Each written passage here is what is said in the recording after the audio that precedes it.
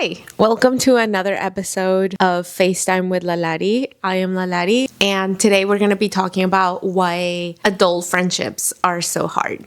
I hope you enjoy this. So, lately, I had been thinking about why adult friendships are so hard. I was talking to my friend about it, and we were talking about how back in high school we used to have a group of friends, like a group of girlfriends, and if we all knew everything about each other, we would hang out with each other. And now that we've gotten older, it seemed like I've been experiencing this, but it seemed like I wasn't the only one who's been experiencing this. There's not a group of friends. I think it's more like you have single friends in different settings, maybe 2 or 3 friends, and but there's not that group of friends where you see each other every day and do things and stuff. And not to say that that's not possible. I feel like there are those rare occasions where there are, I think there probably exists people that are our age or are in their late 20s or early 30s who still have that group of friends. And I think that that's very rare. And if you have that, just hold on to it. So why does this happen? Why is it so hard, right? That's the $1 million question. And I came down to, I had been listening to different people talk about it, and one of the things that it has to do a lot with is timing. When people are in the same timing on their life, it's easy to relate. So meaning same age or similar age or similar time in their life, in the sense of you're going through the same things. That's why in high school and in school in general, I think it's so easy to make friends, because you have people around you who are around your same age, who are going through the same things, you're taking the same classes, and you're in the same stage of life. So it's very easy to relate, and you're spending so much time together that you're bound to click with someone, right? So I think that when we grow up and we graduate from school, people start doing their own things. Some people might fall in love and get married really early in life. Others might wait longer until they're in their 30s. So then the people that got married early in life, let's say in their 20s, 23, 24, maybe they'll start having babies. And all of a sudden, your friend who is very close to you, it's moving back to their hometown or far away from you, and they're starting to have babies. So now they don't just live away from you, and it's hard to see them.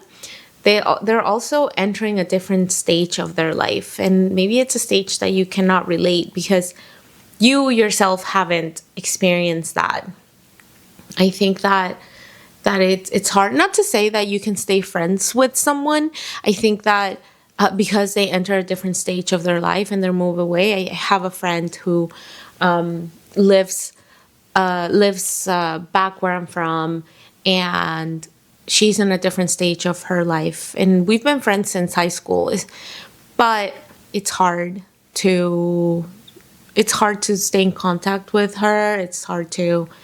I'm not saying this is her fault at all. It's still hard. It's hard to stay in contact, stay in touch with them. And maybe it's hard for them to relate to some of the things that I am going through as someone who's in their late 30s and got laid off and is a creative and doesn't have any kids or any partners or anything, where she has a baby and she's married and she's planning on having another baby, and they own their own business. And that's just to give you an idea of what other people might be going through. And I think that it makes it hard, right? That is not to say that you can't relate to them and talk to them and keep in touch with them and really cherish that friendship. No, you can definitely do that. It just becomes harder.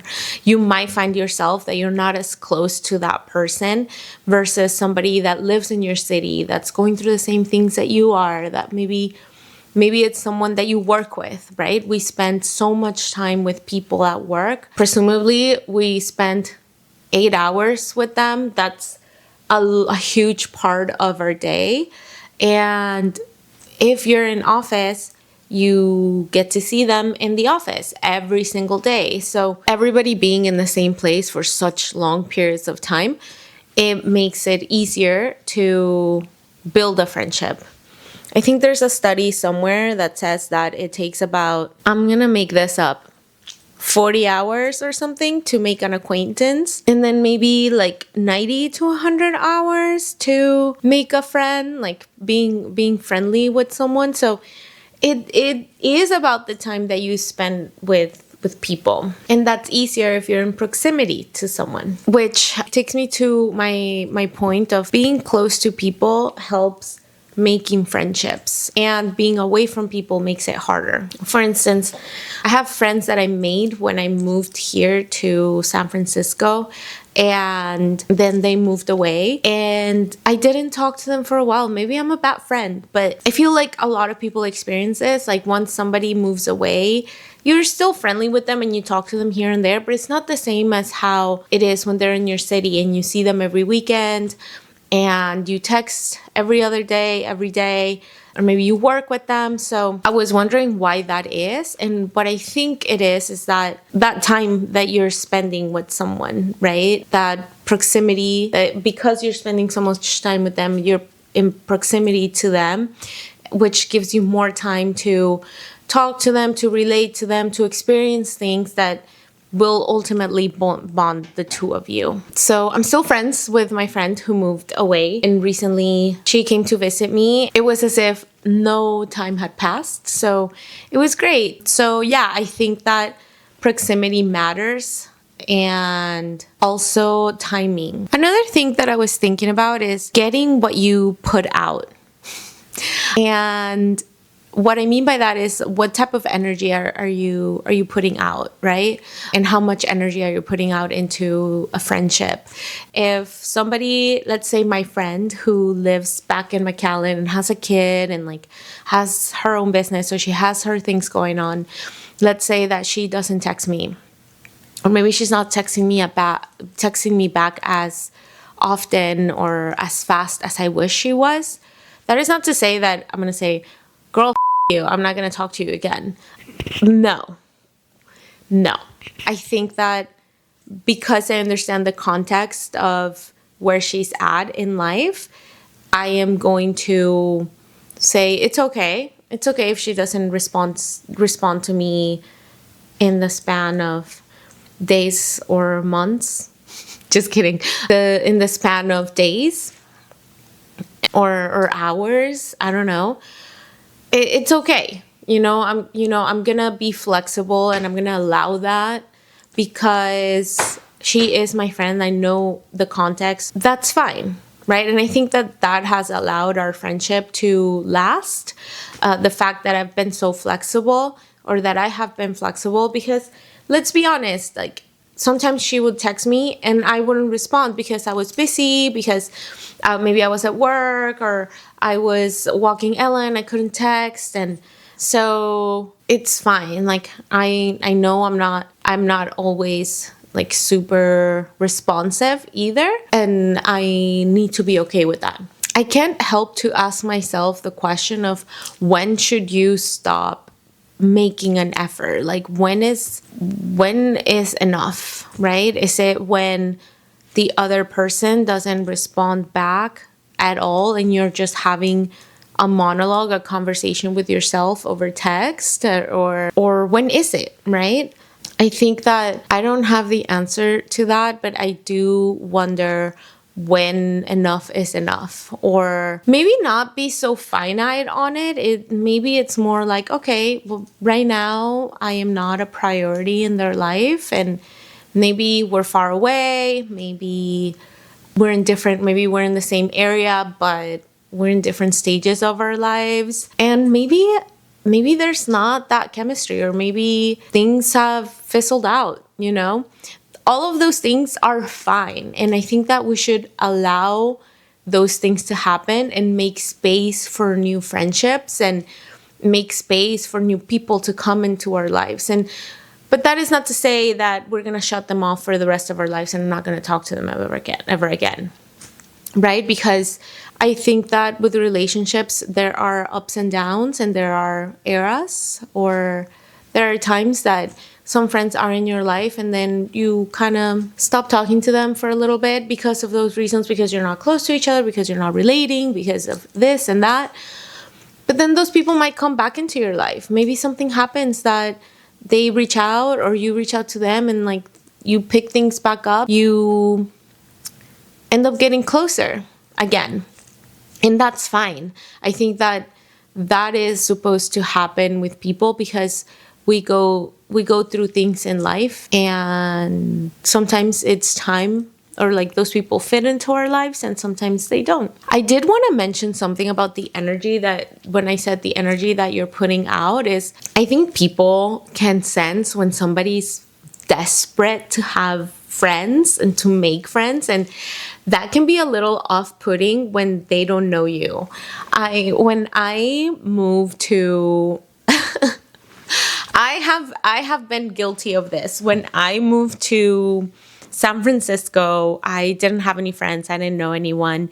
I think I was lucky enough that at my job, everybody was around the same age. I worked in sales, and it was tech sales, and everybody was around the same age. So, okay, we're in the same time of our lives, kind of, right? Maybe some people are married and have kids, but most of them were around the same time. I mean, we're all in our, in our 20s or 30s. So that's fine. We were all in proximity of each other. This was before the pandemic. So we were going to the office every day, all day, right? From 9 to 5. So we had to spend a lot of time together.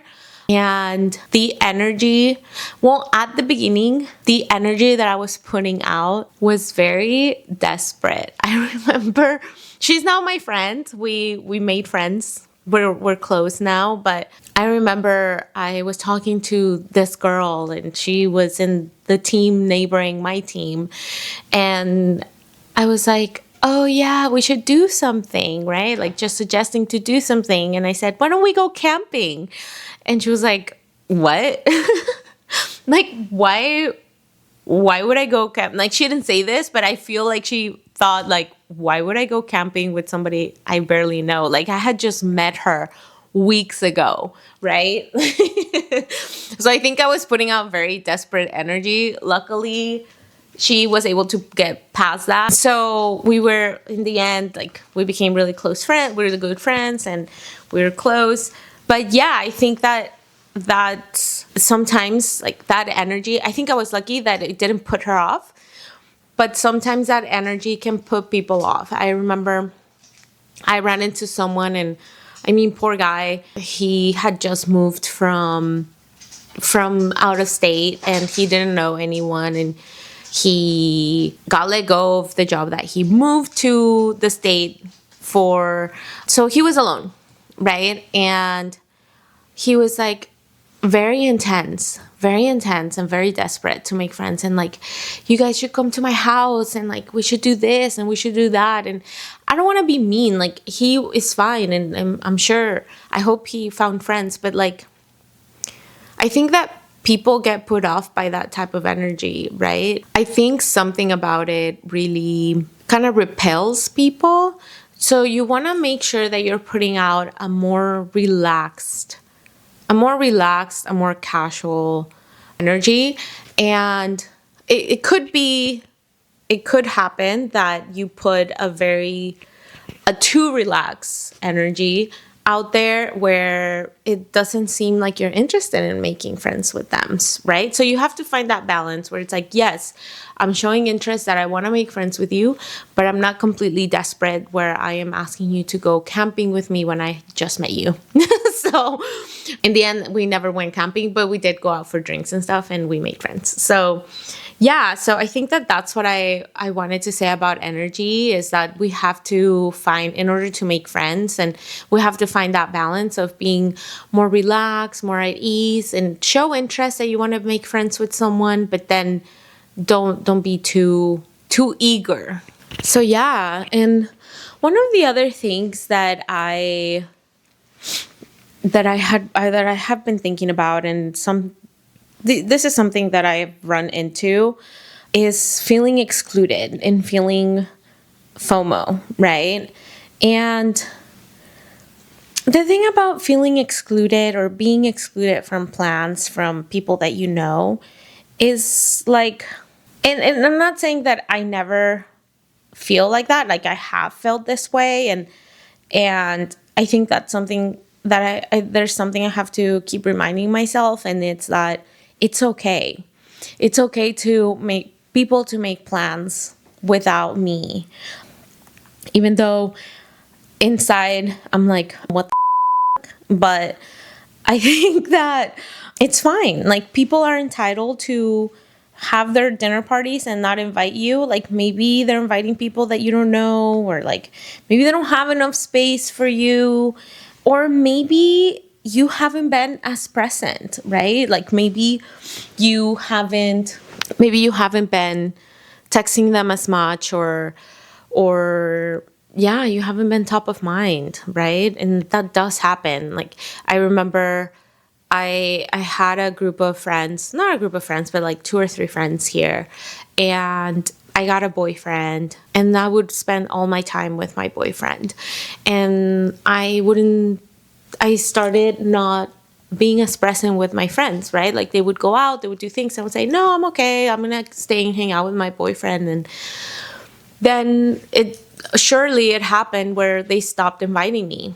And I think that now, thinking in retroactive, that is completely normal, because I have been on the other end when I've had a friend who, for her own reasons, would say no to a lot of the plans that we would make.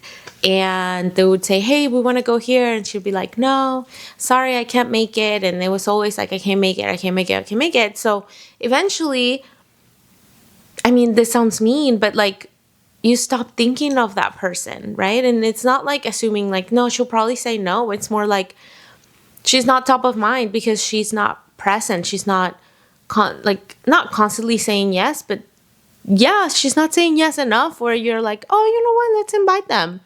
So I think a friendship is a thing that you nurture and that you feed and that you build, right? And you build trust, and you build trust, and you nurture it, and you do that through experiences and through sharing experiences, sharing things about yourself, and learning things about being interested about learning things about the other person as well, and also being present. I think that that's very important. So yeah, I feel like they're very much like a plant, right? Like a plant, you need to make sure it gets the right sunlight. Like some plants love direct sunlight, but some of their plants like to be on near a window that's facing north, and they need to be at a 60 degrees temperature, and they can't be watered just regularly. They have to be sprayed.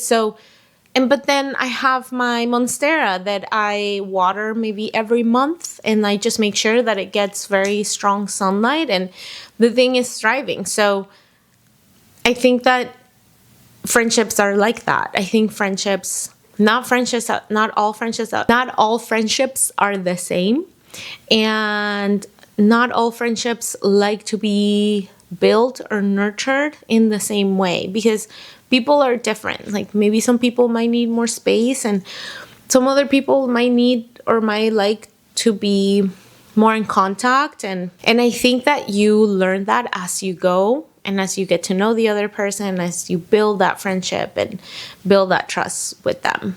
So yeah, those are my thoughts on making friends as an adult, and like why it's so hard to make friends. And I could keep going about this, but my camera is about to die.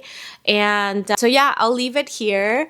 I hope you enjoyed this episode. If you have any comments or any experiences that you that you've had around this and why you think it might be harder to make friends as an adult, to keep friendships as an adult, please let me know in the comments. As always, leave me an emoji if you made it to here, and give me a like and subscribe so YouTube can pay me and I don't have to find another job. Anyway, I'll talk to you soon. Bye. Mwah.